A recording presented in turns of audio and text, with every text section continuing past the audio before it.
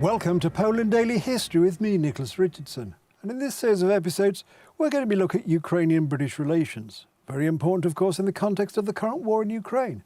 And I'm delighted to have with me in the studio Adam Starzyński, our expert in all things historical, Polish and indeed Ukrainian. Adam, welcome back. Thank you for having me. British-Ukrainian relations, and of course, we'll come on to, but very linked, of course, to Polish relations as well as the 2022 pact, which we'll come on to. But what can you tell us about British-Ukrainian relations?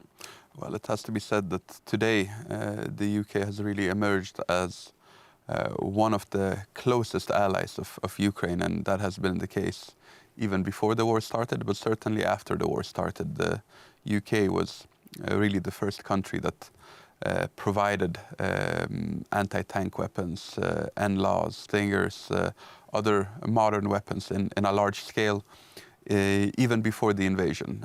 So it was, to a large degree, their weapons that were destroying the Russian tanks that were rolling on Kiev in February and early March of 2022.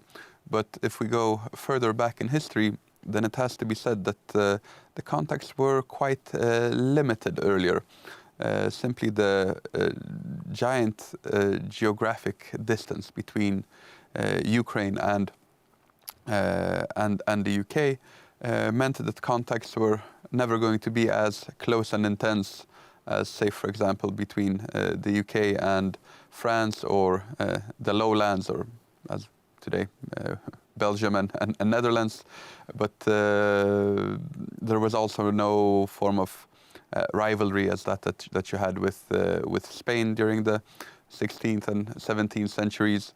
So earlier on, it was quite limited. Naturally, also another contributing factor was the fact that Ukraine lacked proper statehood up until very recently, and if there is no such statehood, then you won't have interstate relations, which is the basic form of diplomacy. The closest you would get would be the Zaporizhian Sich, that had a certain degree of autonomy, but would either be before at least 1667 or 1654, depending on which year you use as a break-off point. They would either be under the Polish king of the Polish-Lithuanian Commonwealth, or later on the Russian Tsar.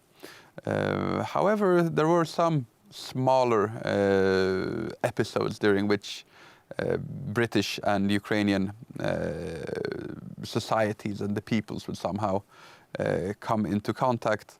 There were, of course, certain connections when it comes to the Vikings that early on went out into the eastern parts of the Baltic Sea and then into the rivers, sailing down finally to Kiev and laying a foundation to what became known as the Kievan Rus.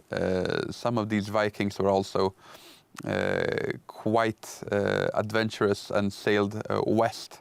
There was some distinction that mainly the Vikings that went east were Swedish, or Swedish is probably the wrong term for the 8th and the 9th centuries. However, they were from those areas that would later become modern Sweden, while the Vikings that visited, if that is the word to use, or conquered parts of the British Isles, mainly Canute the Great, were from what would become Denmark and Norway. However, these Vikings all had contacts with each other, and there were cases where these Rurikid Vikings that settled in Kievan Rus, they would have their internal feuds, and sometimes they would escape and seek shelter on the British Isles. So there was that form of exchange. When it comes to later history, then it is really with the Crimean War that the British appear as far east as in what is today Ukraine.